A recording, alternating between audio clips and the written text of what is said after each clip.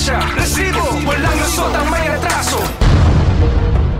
Kahit bungi, mapapangiti kayo sa bagsak presyong dental services ng isang klinik sa Bulacan, pero baka lalong sumakit ang inyong bagang kapag nalaman nyo ang tooth ang truth. Naengganyo ang pasyente na si Christine, hindi niya tunay na pangalan sa mga bagsak presyong serbisyo ng isang dental clinic sa Bulacan. June 2024, nang mag-walk-in siya sa klinik ng dentistang nagpakilalang si Dr. Raquel Gutierrez para magpalinis at magpapasta ng kanyang ngipin. Meron kaming kakilala na nagpagawa din sa kanya. Tinry ko. Pagpasok pa lang daw sa klinik, agaw pa sila ang naka-display ng mga certificate ni doktora. Pero napaisip daw si Christine nang makitang iba-iba raw ang mga apelyidong nakasulat sa mga ito. Sa kagustuhan ni Christine na magkaroon ng bright and pearly white teeth, dekma na raw sa kanya ang napansin niyang mga alias ni doktora. Naisip ko during that time is baka naman may skills siya pero hindi rin naman pala, wala rin naman palang skills. Pero habang kinakalikot ang kanyang ngipin, napansin daw niyang si doktora nagmo-multitasking. Kasi habang ginagawa niya ako, pinipindot niya din yung cellphone niya. So, syempre yung gloves niya, pinapanghawak niya sa ngipin ko directly. Nang matapos ang cleaning session ni Christine, dito na raw siya inabutan ng resibo, pero familiar kami sa legal document dahil sa sa work namin. Walang TIN number. Lalo pang nagduda si Christine nang mapansing baku-baku raw ang inilapat na pasta sa kanyang mga ngipin. Bali, ito yung ngipin na ginawa niya. Tapos, so ito, kung makikita niyo po, di ba, parang may sira pa siya. Which is dapat wala na. Dito na siya nagpasyang dumulog sa Philippine Dental Association o PDA. Nakipag-ugnayan siya sa PDA National. Tapos from PDA National, binaba sa amin sa PDA Bulacan naman chapter para mag-investigate. Nang i-check ng PDA ang pangalan ni Doktora, napag-alaman na si Dr. Gutierrez hindi pala lisensyadong dentista. At dahil bawal na bawal po ang magpanggap bilang isang doktora, nag-set ng dental appointment ang PDA at CIDG Bulacan sa kanyang clinic. Nakuha kasi namin yung contact number ng clinic. Nagpa-schedule kami na magpapalinis ng ngipin. Within 2 to 3 days, sumagot siya. In-schedule niya lang kaming pumunta sa kanyang clinic. October 16, 2024, kasama ang resibo, nagtungo ang mga operatiba sa sinasabing clinic ni Doktora. Pagdating sa lugar, makikita ang isang babae sa tapat ng isang bakay na nagtuturo ng parking. Ayan na pala eh. Sige pa sa unahan daw, kuya. Pagpasok sa clinic, sinimula na niyang suriin ang kanyang patient for the day. Wala siyang kalam-alam na ang nakasalang niyang pasyente, operatiba na pala ng CIDG. Kaya po ang doktor, no? Si Dr. Raquel po, Confirmed, siya nga ang hinahanap na dentista. Ilang sandali pa, nagsimula na sa pagse-sales talk ng kanyang dental services si Doktora. Kung gusto mo, tapos dito sa lower, fixed bridge lang. Yung jacket din, fixed bridge, parang ganito. Bali, 1, 2, 3. Magkano po kaya yun? 7,000 isa. Ng fixed bridge? Ng isang peraso. Sa iba, 10,000 yan. Nang matapos ng subject ang cleaning, inabot na ng operatiba ang bayad na 500 pesos. Hudyat ang mga taga-CIDG para arestuhin siya. Mga pulis po kami taga-CIDG po kami. Reklamo lang po. Ito ay aming hinuhuli sa illegal practice of dentistry. Kami taga-CIDG. Ako, dentist po ako. Si Doktora hindi na ubusan ng depensa. May lisensya po ba kayo? Ako. Ano po lisensya niyo? Ayun po. Meron na. Dok, may lisensya daw eh. Ma'am, may license po ba kayo? Ako, yung PU license. Pwede po ba makita, ma'am, yung license niya? Akuha niyo na lang, ma'am. Eh, nakasusi yung kwarto ko.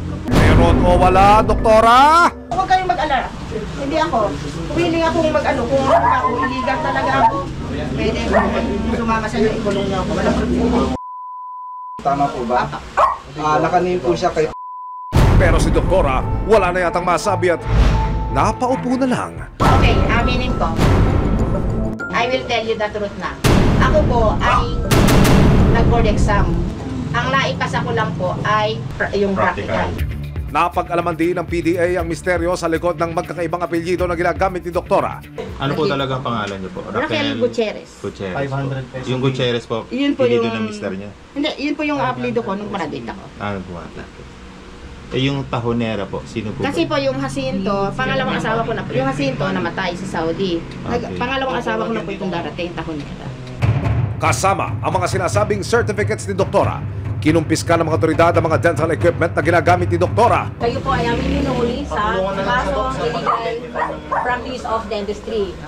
Matapos basahan ng kanyang mga karapatan, si Doc mukhang may biglang realization pa. Nasaan ko na po yan. Willing nga akong magpakulong para ako'y makapag-diet.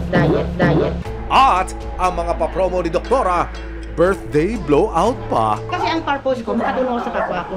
Kasi ang mahal ng dentistry ngayon, di ba? Kaya nga, dahil hindi ba sabi ko may promo ko, kasi birthday ko, pasasalamat yun ni Lord sa binigay sa aking buhay.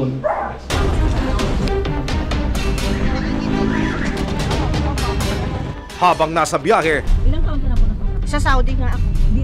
Dito po sa Pilipinas. Mga 5 years. Siyempre, alam ko nga namang illegal ako. Dahil nga siguro, tawag dito, yung by words, nalaman nila, ay magaling yung dentista na yun. Tapos, mura pa ang singil, mabait pa. Ganun kasi ang comment nila eh. hala, pwede ba yun? Mag-practice dahil sa good reviews kahit na walang lisensya? Kailangan po talaga ng lisensya. Oh, alam ko naman po yun. Alam ko naman. Kasi, biro mo, 6 na taon ako nag-aaral. Dahil lang sa board exam na yan. Kaya nga nag-upload ako. Dahil nga hindi ako nakapasa ng... Ang hindi ko lang naipasa yung theoretical. Naipasa ko yung practical. Yung tinatrabaho ko. Pag, hindi. Nag-Saudi na nga ako kasi nga po mahirap lang kami.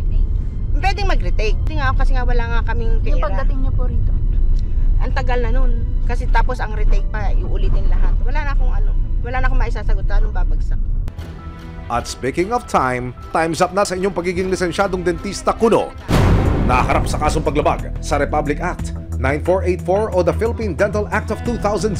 Alam niyo po ba na makuhuli kayo? Actually, inaasahan ko na yan. Buhat nung pinasok ko yung pagmamalpractice, talagang nakahanda na yung loob ko na darating ang araw na may magsusumbong kasi nadyan yung inggit sa ating mga tao, yung crab mentality. Ayon sa kanya, isang malaking kahiyan daw sa kanyang pamilyang sinuportahan ang kanyang pag-aaral oras na malaman nilang hindi siya nakapasa ng licensure exam. Actually, sa pamilya ko, walang nakakalam kahit si Kogawad. Hindi niya alam na ako pala isang peking dentista. Pinagtapos ako nung kapatid ko. Yung kapatid ko, pumasok na katulong sa tiyahin ko para makapag-aaral kami. Hindi ako masaya kasi gusto ko talagang nagbe-member ng PDA, ng ganyan. Pangarap ko yan Kaya nga lang talaga, hindi talaga sinuwerte. October 19, 2024, pansamantalang nakapagpiyansa si Raquel pero patuloy pa rin gugulong ang kaso laban sa kanya. Kung sakaling mapatutunayang nagkasala, maaari siyang makulong ng hanggang 2 taon. Kasama ang resibo. Muli namang binalikan ng Philippine Dental Association o PDA Bulacan ang klinik ni Doktora para masigurong nananatili itong sarado. Mula ho rito sa labasan, Doktor, tama ho ba? Hindi masyado tanaw mula ho rito sa ating kinalalagyan yung klinik? Ito medyo. Ito ho mismo? Yung pintuan na maliit na yan. Nung binerify nyo, siya ba yung nag-ooperate pa? Hindi na po. Hindi na ho nag-ooperate. Minabuti rin ng resibo na makuno ng panayam ang isa niyang kamag-anak na isang lisensyadong dentista. Ayon sa investigasyon ng PDA, nagpapasa raw si Raquel ng mga pasyente sa kanya. Doktora, kilala niyo po ba itong nagpapakilalang dentista na tumutugon ho sa pangalang Binibining Raquel Gutierrez? Bali, ano po siya, pisang buo ng tatay ko. Doktora, bakit niya kaya pinasok yung ganitong hanap buhay? Siguro po, dahil sa pangangailangan din, dahil may mga anak na nag-aaral. Nag-aaral naman siya, nakatapos naman po siya ng dentistry. Opo. So yun nga lang, siya nakapasa sa board exam. Sa totoo lang po, ang alam ko, lisensyado siya. Hindi ko alam na underboard pala siya. Hindi siya nakapasa pala. Hindi maling sundin ang payo na follow your dreams. Pero ibang usapan na yan, oras na may panlilinlang at pagpapanggap ng nagaganap. Lalo na't kung kalusugan at kapakanan na ng mga taong nagtitiwala sa iyong kakayahan ang nakasalalay.